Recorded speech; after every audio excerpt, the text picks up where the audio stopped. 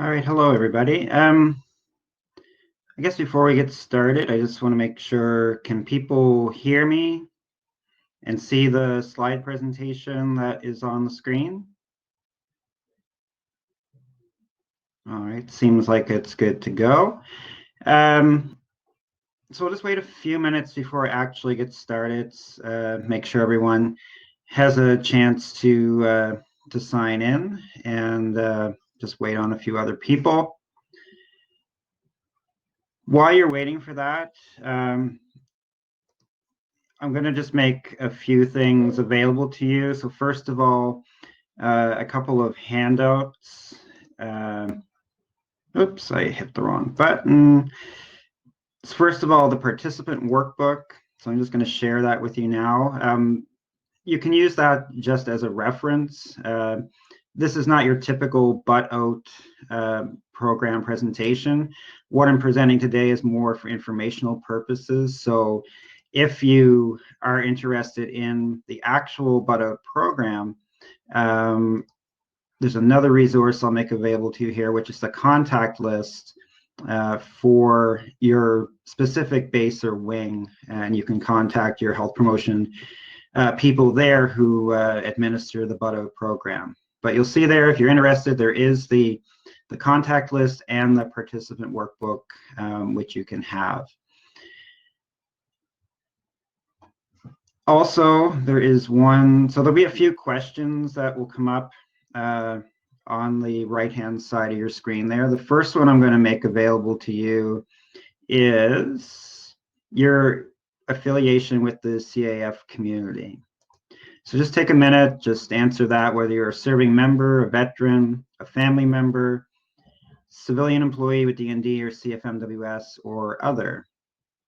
And then the other question I just want to ask before we get started is how you would describe yourself in terms of smoking tobacco. So are you a current smoker, former smoker, trying to quit, or are you someone who assists others professionally to quit smoking, or perhaps there's other reasons? And just so you're aware, any identifiers to answers of any questions in the polls during this presentation will be removed, so no one will know specifically who answered what questions, or we won't be able to identify who you are.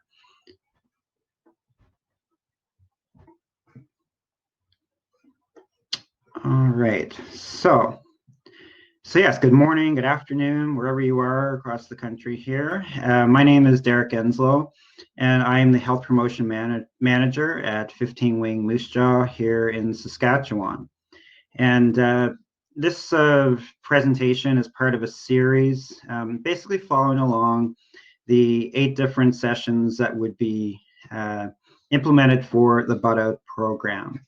What I'm presenting, like I said, is more informational and not so much the one-on-one interaction that you would have if you were participating in the butt-out program at your base or wing. In the past weeks, we've looked at such things as confirming your commitment to quit smoking. So we looked at the benefits of quitting, using medications, things like that. We also went over and analyzed, smoking patterns. So we looked at such things as reasons for smoking, reasons for quitting, and then some alternatives to smoking and how you could get help from others.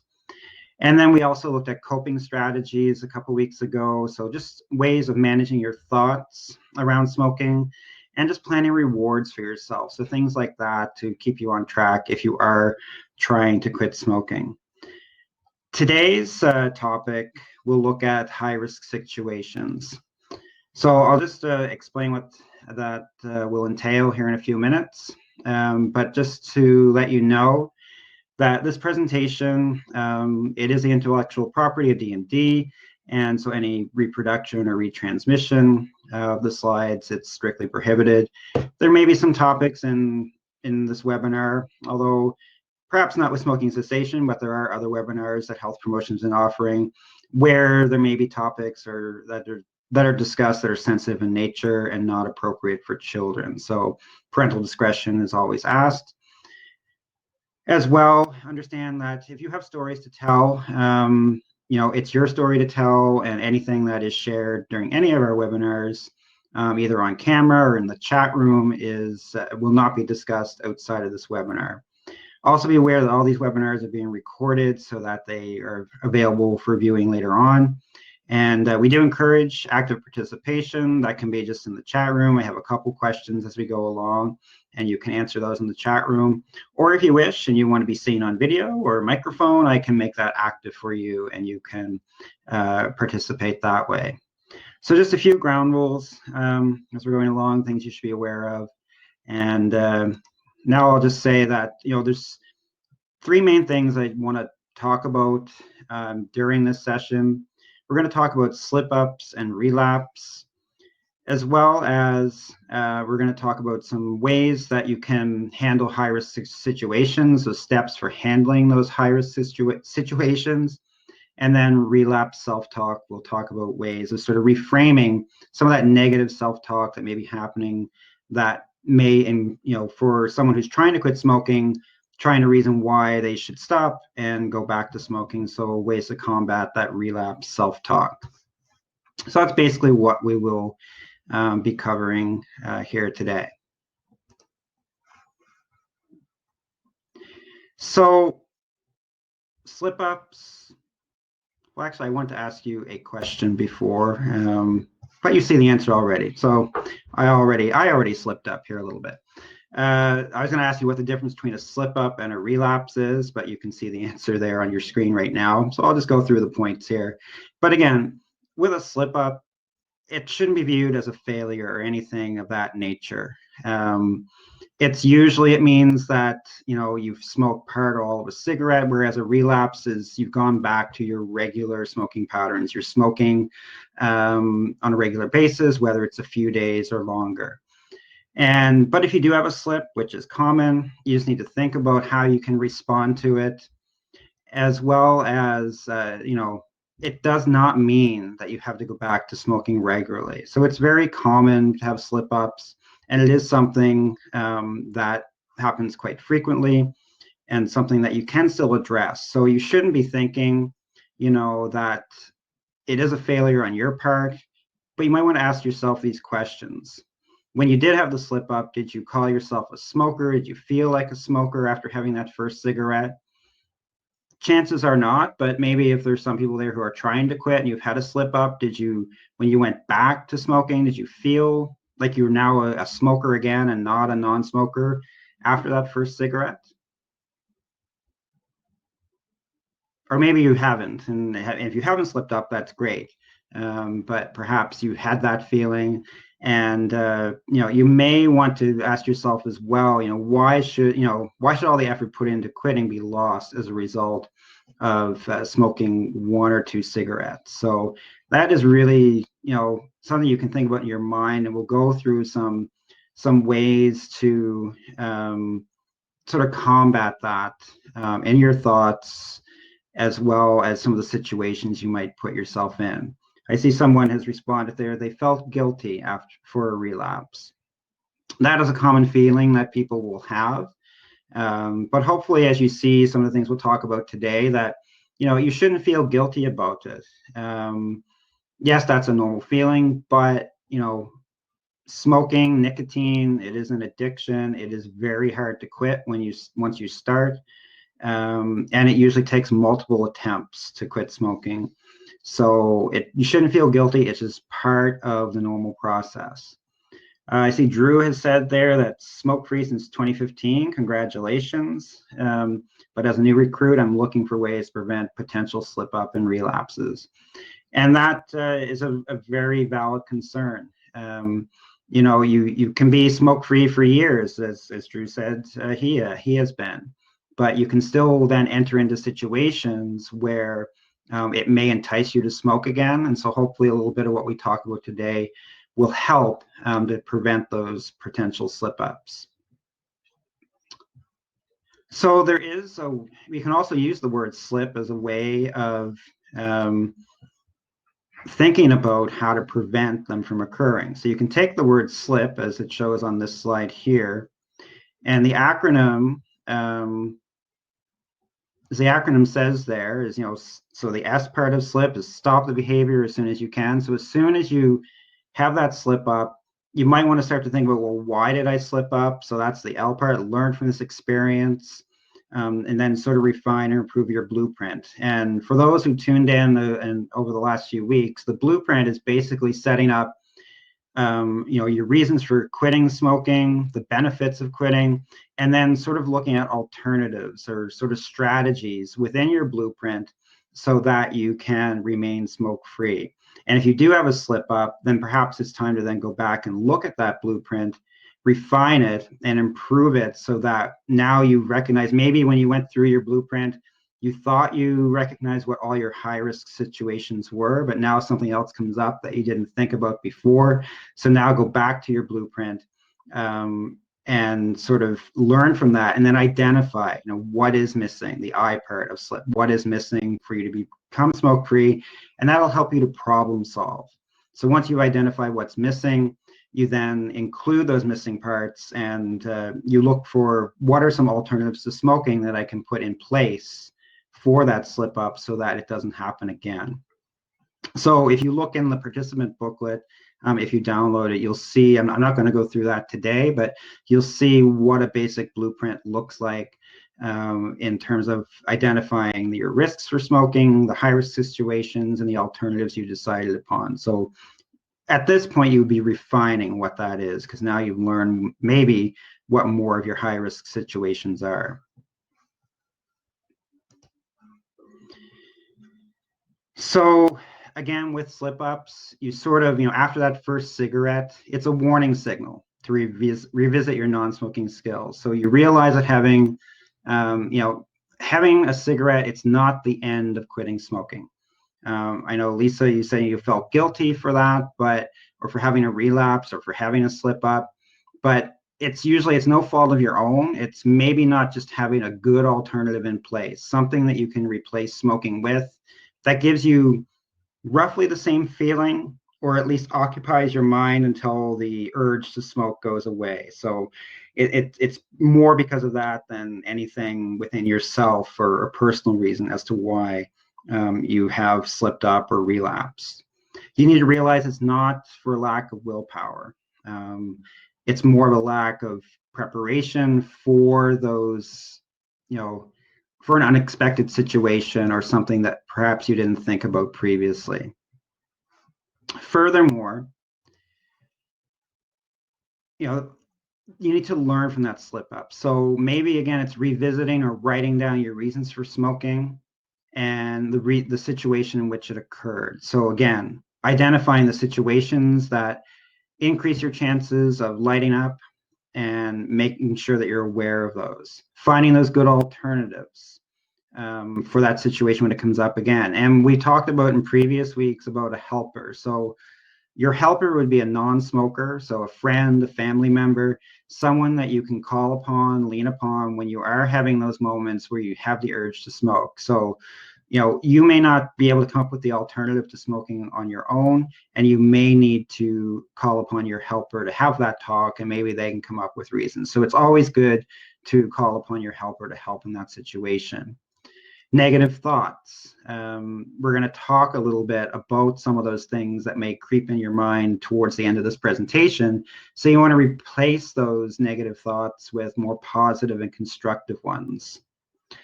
And then just review your reasons for quitting is another part of that. I just noticed a question there from Christopher. What if everyone around you smokes? That is a really good question. Now, it is difficult if all your friends are smokers. Some things you can do is just to let them know that you are trying to quit, and for them to respect that, and hopefully they will. I know that doesn't always happen, but hopefully they will respect your wanting to quitting smoking. But that can be really difficult. The other option to that would be, maybe find a few different people who are non-smokers, and maybe hang out with them more than your smoking friends.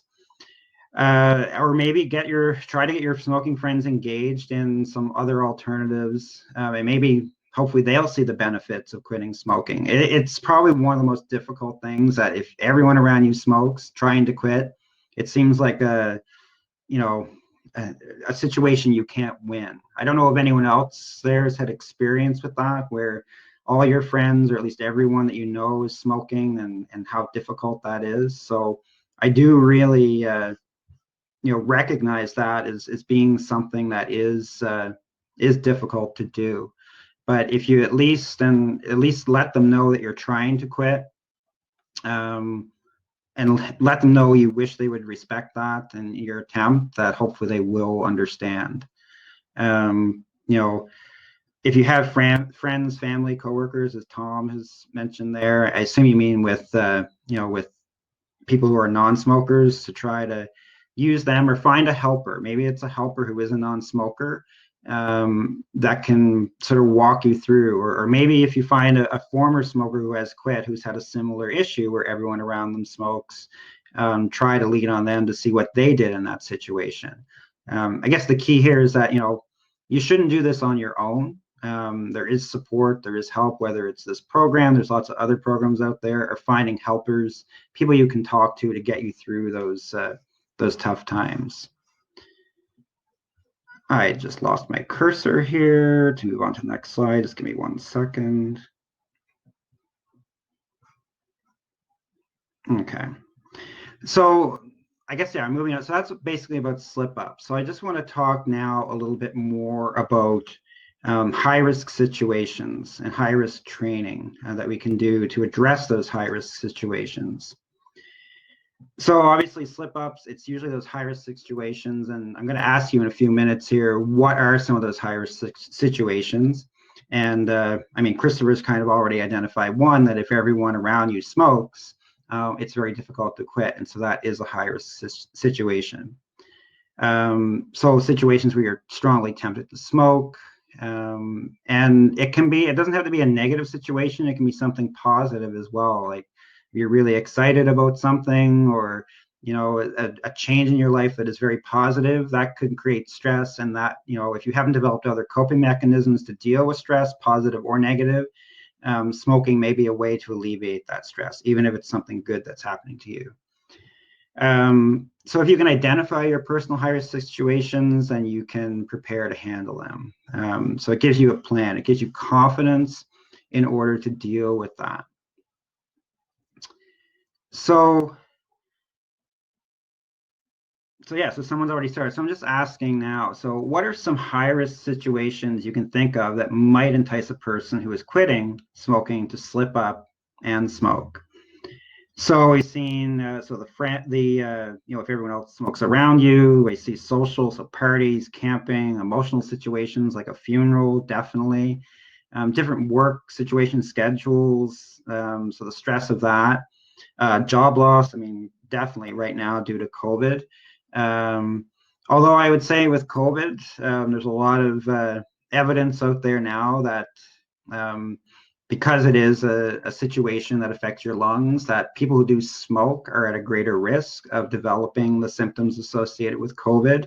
So now would be a really good time to quit. But again, we still need to be cognizant of all the other stressors and high-risk situations that are out there that would entice someone to smoke. Boredom, that definitely is one that we hear a lot. It's just, especially, to keep your hands occupied, or, to keep your, if it's an oral fixation, that's part of that, to keep your mouth occupied. Because sometimes we'll say, well, instead of smoking, you could maybe use and some of the things that we talked about in previous weeks, like using a toothpick or a cinnamon stick, or just something to keep that going.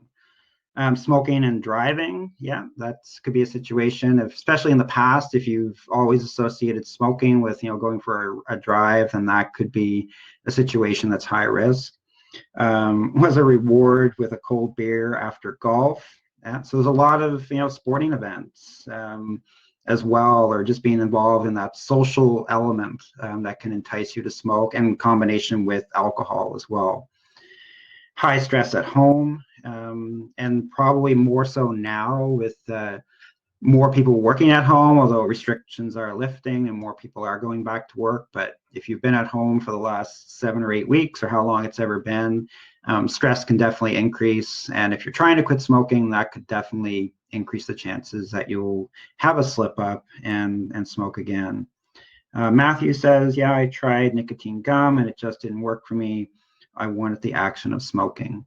So yeah, there is something about that ritual, whether it's the actual, as Matthew says, the action of smoking, or just hanging out with people who are smokers, that can be part of it.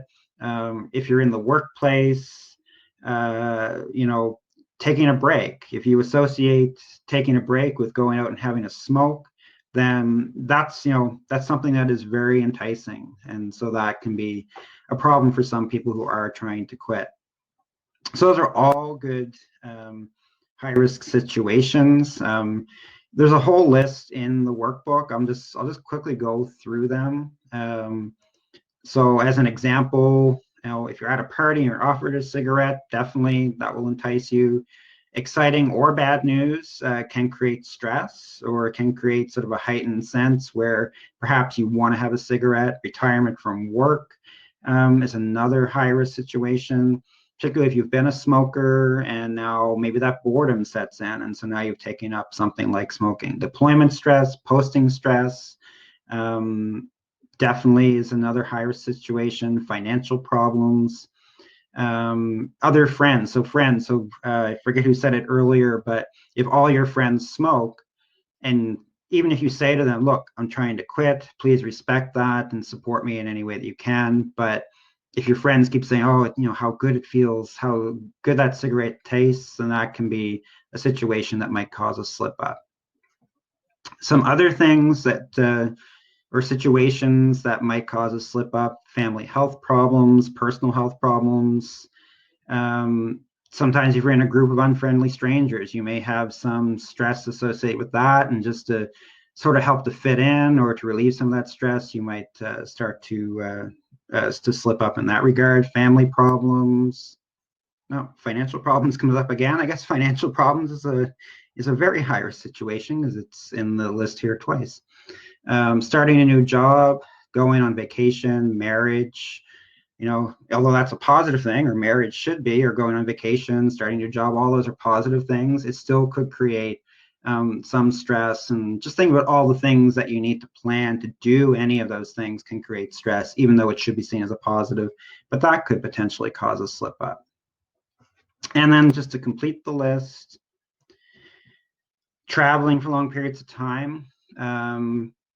So, I have a friend who, for the most part, has quit smoking, but, you're on a plane for a long period of time or traveling, then that can sort of create a situation where you feel the urge to smoke again. Sexual difficulties, divorce, and then just any changes, a whole list of changes in living conditions, working conditions, change in recreation, sleeping habits, social activities, any change at all that can create some type of stress is a potential high risk situation for a slip up from smoking. So, in the workbook, there's a space there as well for, you may have other reasons or other high risk situations that cause you to smoke or to slip up. So once you identify what some of those reasons are, and I ask people in the Buddha program to identify 3 or 4 reasons. And then what we would ask them to do, if they haven't done so already, in the blueprint, and this is part of the blueprint, the problem solving sheet, is to write down, what is a high risk situation for smoking. And then whether on your own or others, and like I said, maybe your helper that you've identified, you can talk to them. And as well, in the workbook for this program, there is a toolbox for strategies, so alternatives. It could be, something like going for a walk. It could be, if, I know some people, the nicotine gum, and Matthew said that didn't work for him. Maybe that is an alternative that works for other people. Maybe it is just, breathing, having some breathing techniques, or there's also the 4 Ds that you can imply, which, I'll talk about that in a second, but you could, just delay the response, because the urge will go away, and if you wait for it to go away, then you still will remain smoke-free. But again, it's what works for you. But the idea here is to identify what the problem is, what the high-risk situation is, and to think of alternatives that will work for you. And not saying it's asking for 4 alternatives there, not saying to try all of them, but at least test one of those alternatives and see if it works for you when you're in that high-risk situation. If it doesn't, go back to your list of alternatives and try the next one until you find something that works for you. That when you're in that high risk situation, it prevents you from smoking. All right. Any questions so far? I'll take that as a no. But again, any questions that you have along the way, just put them in the chat section there. So again, the high risk training. Now there's 3 or 4 steps. Can't remember my slides here. I think it's 3 steps that you can use to sort of help you to handle high risk situations. So the first one is using mental rehearsal. So once from the previous slide, once you've identified what the problem is, what the high risk situation is, and once you've developed alternatives, you then look at rehearsing that in your mind. So, it may seem a little simplistic, but you think about any situation, whether you're, a pilot who is training and you want to, we have a mental performance manager here at 15 Wing who asks pilots to sort of rehearse in their mind, that they're in the cockpit and what they're doing and things like that. So it's practicing it over and over again. An athlete does the same thing. They do a lot of mental rehearsal so they can be at the top of their game when they're in an actual competitive situation. So it'd be the same thing for trying to quit smoking, using mental rehearsal. So you want to ask yourself, so imagine yourself, you're in that situation that causes you trouble, and you ask yourself, who is there? What are they saying to you? What are they doing? Who is going to give you the hardest time? So maybe, when you're the person who mentioned, all their friends smoke, so it's hard to quit smoking. Maybe there's one person in that group who gives you the hardest time, and try to think about, what they might say or what their reaction will be when you say, look, I'm trying to quit smoking. Who might be a source of support? So, in that group, there may be someone who is supportive. Maybe they want to quit as well, or they've tried, and so they really have some empathy for you in your quit attempt. And how do you feel pressured to smoke? What situations exactly create the most pressure? And how can you, sort of think about that in your mind before you enter that situation? So again, in that first step, using mental rehearsal, you play it all out in your head in detail. So you imagine yourself how you would respond, remind yourself to relax, probably avoid using alcohol, because that can sort of, combination of alcohol and smoking will increase your chances of a slip up. Spend time with non-smokers in the group. Of course, if there's no non-smokers in your group, that can be a bit difficult, but whatever works for you. So imagine how you would respond. And then imagine how you would respond to offers of cigarettes. So it could be something as simple. I mean, it should be short, firm, and you're not apologizing for quitting smoking. It could be something just as simple as, no, thanks, I've quit. And that sets a very clear message that, hopefully people will respect that in your quit attempt. So that's the first step. You're thinking about it in your mind, how you would go about responding when you're in those high-risk situations. The next step then will be to actually role play that situation. Now, maybe that seems a little bit hokey, but again, I go back to whether it's an athlete who's thought about they're using mental imagery and how to perform, and so they're not going to go right into a game and do that right away. They're going to practice. They're going to have team practice. So that would be like role playing. So you're role playing that situation with a friend. You're developing exactly what the scene would be, and then you actually act it out with your friends, so that this way then you're more equipped with tools to be able to actually deal with that situation when it presents itself. And then finally, now so again, going back to the athlete analogy, now you're going into the game, you're going into competition. And so you're entering that high risk situation. If you can, take your helper, who would be your non-smoking friend, take them along with you. And that way, you'll have someone there as backup to give you more confidence. You shouldn't go into the role play until you are confident and then put yourself in that situation under very safe conditions. If your helper is not available, take another non-smoking friend.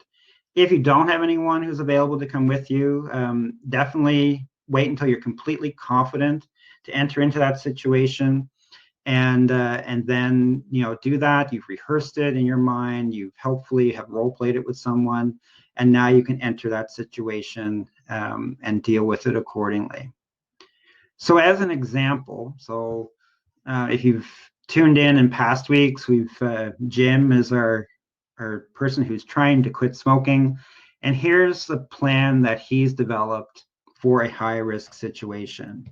So I'll just read through this. And so it says there, for Jim, drinking alcohol was certainly a high risk situation. He had carefully been avoiding it since he quit smoking, and the things that worried him were getting drunk and not caring whether he smoked. That happens quite a lot.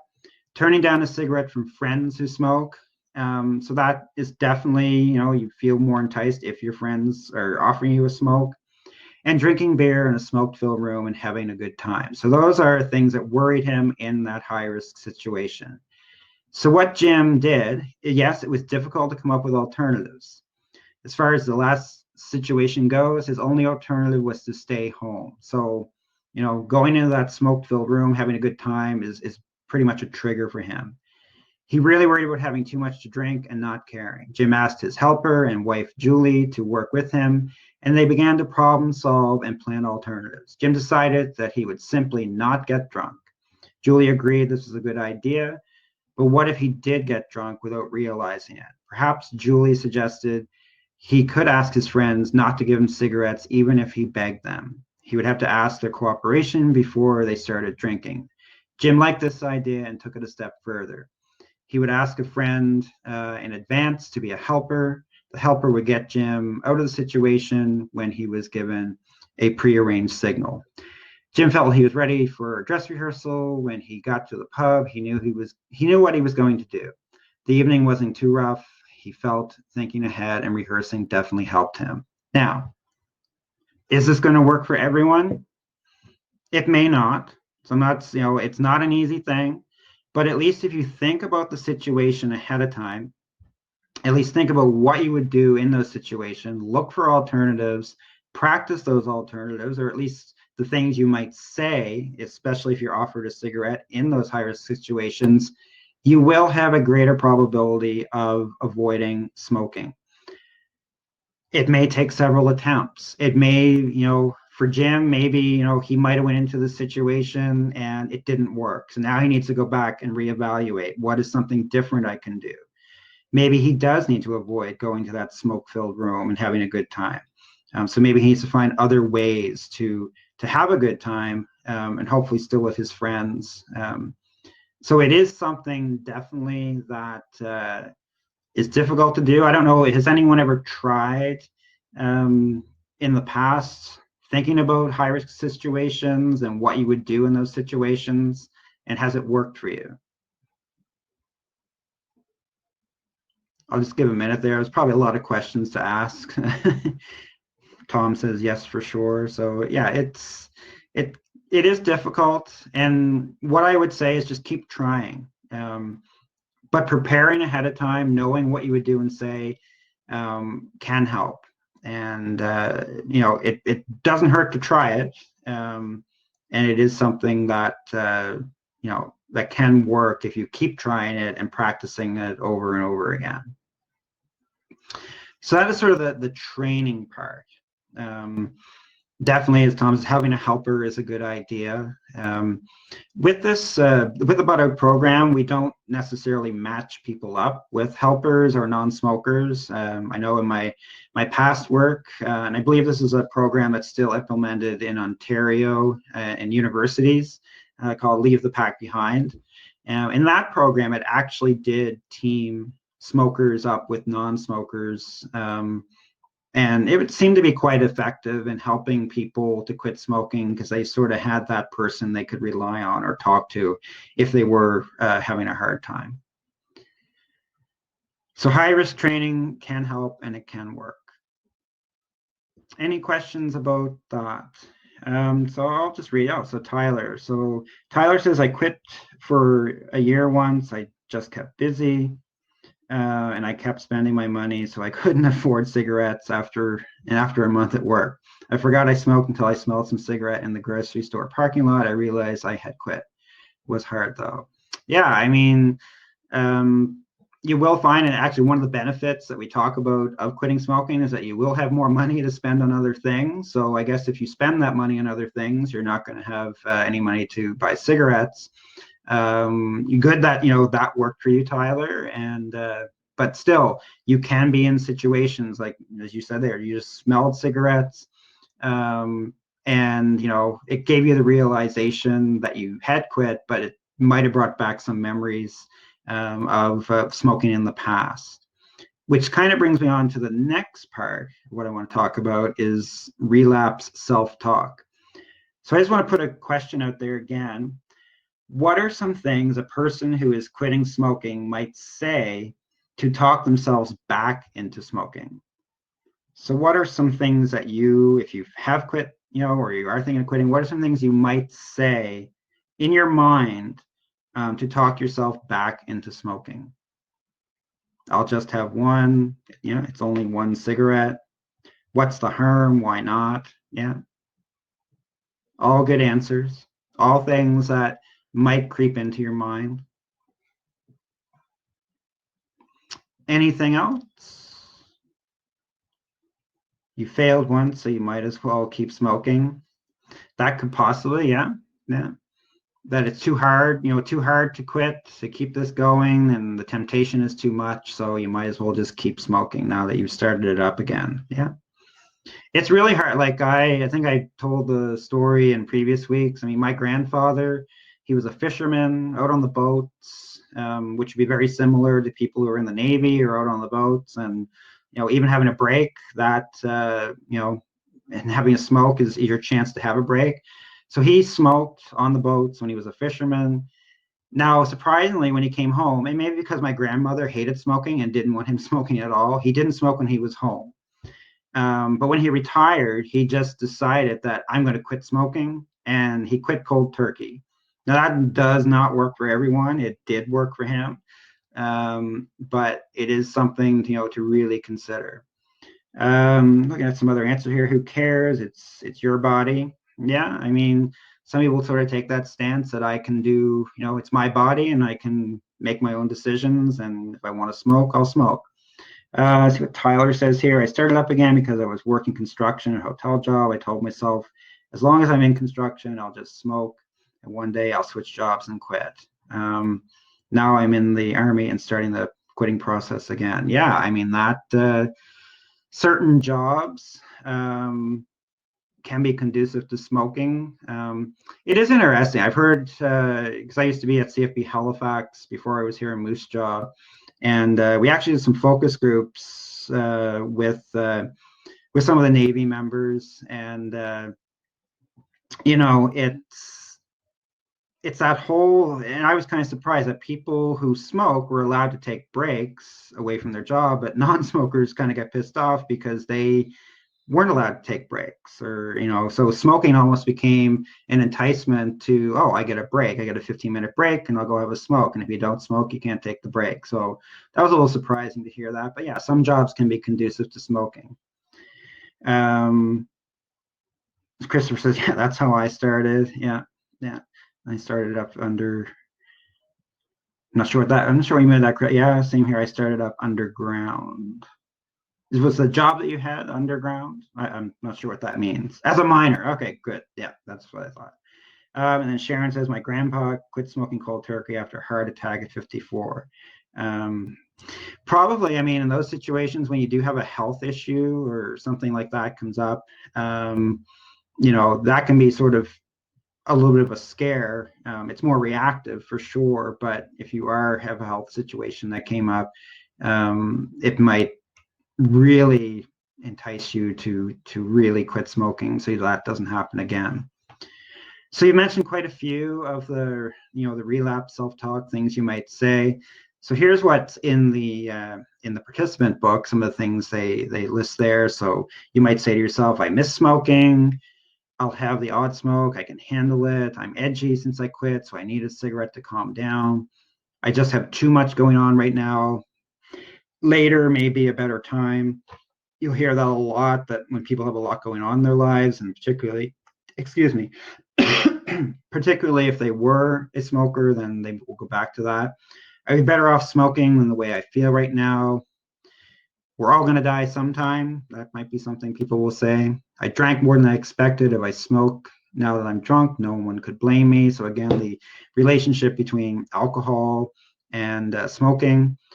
I just have to have a smoke or I'll be completely blow my stack. So again, dealing with stress. And in those situations, maybe they haven't found a way to, an alternative way to deal with stress. I don't feel like being the only non-smoker. So if you're in a group of friends, like was mentioned previously, and you're trying to quit, you may then start to think, well, maybe I miss hanging out with my friends. I miss, going out into the smoking area, hanging out, chatting, and now I don't want to be the only smoker. And I'm dying for a cigarette would be another thing that people would say. Just looking at the chat comments here. Yeah, Timothy says he said we're all going to die sometime. He said that before. And yeah, well, that is a good point, Christopher. A health issue may not sort of, I guess maybe scare people into quitting smoking. So, like you said there, your grandfather's cancer and he still smokes. I know, I haven't seen it here. I guess maybe I haven't driven by the hospital here. But when I was in Halifax, I know always driving by the Victoria General Hospital, and you'd see people who basically would have the little trolley with their IV bags standing there on the side of the street smoking. So yeah, I guess health issues don't always scare people into quitting smoking. But there are some ways or some counter arguments that you can sort of put into your mind when these negative self-talk or this relapse self-talk creeps in. And so this is also in the workbook. And during a normal workshop of Butt-Out, we will talk about this. So these are some possible responses to all of these relapse self-talk that you might have. So I'll just quickly go through each of them. So if you say, I miss smoking, so you may want to say to yourself, so your response could be, was it really that nice? It was a rotten taste in my mouth. I coughed. My partner hated kissing me. My clothes, my car, everything smelled. And even my kids smelled of smoke. So, did you really miss it that much? Next one, I'll have the odd smoke. I can handle it. But what if you can't? So you need to think about that. Then all the progress you've made of quitting smoking goes down the drain. So why take the chance? I'm edgy since I quit. I need a cigarette to calm down. So maybe you're still edgy even if you're not smoking. Or maybe, now that you've quit smoking, you're edgy, but it's not as bad as when you first quit. So it has gotten better. So just keep hanging on, you could say to yourself. Or take, another 30 minutes to yourself and, maybe take a bath, listen to music, go for a walk, alternatives. I just have too much going on right now. Maybe later will be a better time. There's never a perfect time to quit. So, even if you've had that lapse, now is as good as time of any. So keep that in your mind. I'd be better off smoking than the way I feel right now.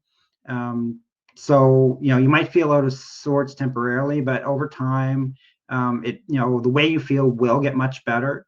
And that is, it says it's guaranteed. That is a guarantee. There are some other programs out there. I believe the Cancer Society, they do a walk and run to quit. So the reason they combine physical activity with quitting smoking is that when you are trying to, especially if you're trying to run, you notice the benefits of quitting smoking, your increased lung capacity, endurance, things like that. You notice those things a lot sooner when you are engaged in physical activity as you are trying to quit smoking. So there's a lot of research to show that people are much more successful when they combine physical activity with their quit smoking attempt, because they see the positive impacts a lot sooner. So the final negative responses on there. So I drank more than I expected. If I smoke, now that I'm drunk, no one can blame me. Well, no one can blame you, but you might blame yourself. And that's really the thing that's most important. So you blame yourself for having to slip, you could have trouble getting back on track. So it's just not worth the risk. So think about, combining that and how you can avoid that situation, and the blame you might have on yourself. I just had a smoke I just have to have a smoke or I will completely blow my stack. Again, looking for alternatives, go for a walk, play squash, whatever that might be. I didn't feel like being the only non-smoker. So, I would, maybe you think, well, I'm not the only non-smoker. It just felt like it to me. So maybe you start to think about that. I'm just also looking at the comments here. Oh, I think, yeah, Lisa mentioned that in Oshawa, so looking outside the hospital and some patients outside smoking. Tyler mentions, my favorite thing about quitting is not needing a smoke after eating food. Yeah, that is a lot of things, like people, whether it's having a meal or what have you, that is something that people associate with smoking. The final one there, I'm just dying for a cigarette. And this is where the 4Ds that I mentioned earlier come into play. So you could, that urge to smoke, it's kind of like a wave, but it does fade away. It can take about 20, 30 minutes for it to go away. And so maybe try one of the, 4Ds. So delaying it, just waiting for it to go away. Deep breathing, that can help for sure. Drinking water, or just doing something else. So again, finding those alternatives that do work for you.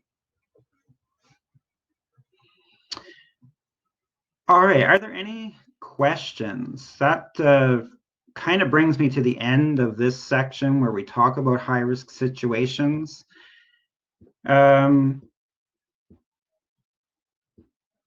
So Tom, yeah, it's alternatives. Since being home, I'm out to the garage for some heavy bag time. So yeah, just finding something. When you get that urge, do something else, and that wave, that urge to quit, or well, hopefully you have an urge to quit, but the urge to smoke will go away. So whatever activity works for you, encourage you to do that. Are there any questions? Before I'll if there are any questions in the chat room, put them there. Before you do go away, I do need you to just answer a couple of questions. So I'll share those in the chat room right now. So the first one, whether or not you can apply what you've learned today to your daily living. And then the second question is with your, if you're satisfied with this Demio platform that we're using. While you're answering those questions, and I'll just keep an eye on the chat room if anyone has any other questions.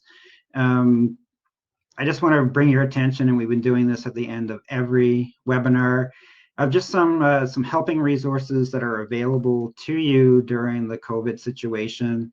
So if you do have any concerns related to COVID or what's happening to help you deal with some of the stress that this situation is causing. There's the CIFMAP, there's the suicide hotline, there's information on COVID, particular provinces, that sort of thing. Family information line, SMRC as well, and Kids Helpline and ARC line in support of COVID. So there's a lot of resources there for you during this situation.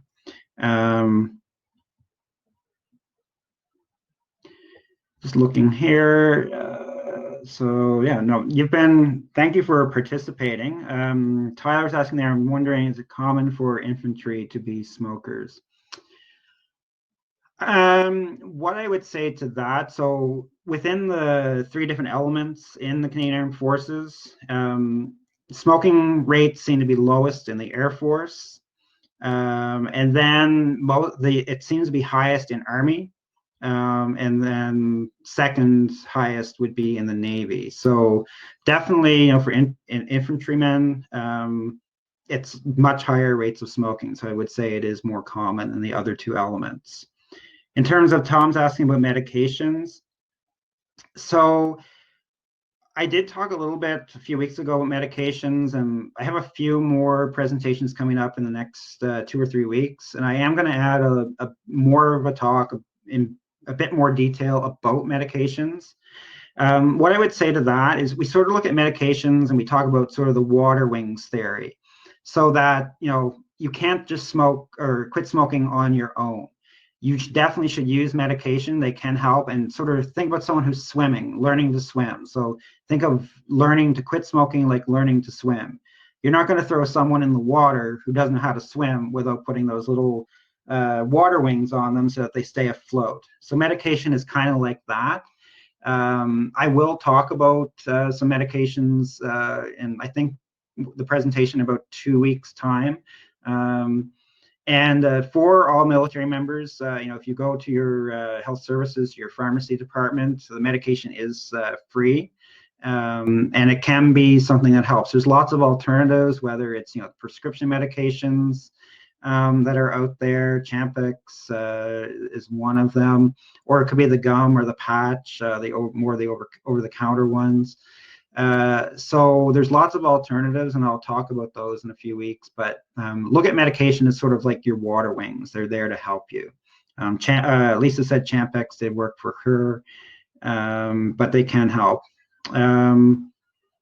Yeah, so there's lots. The one thing about the medications, now this would be more so for the Navy, you're only allowed so much medication given in advance, and I guess you'd have to get it before you go out on the ships.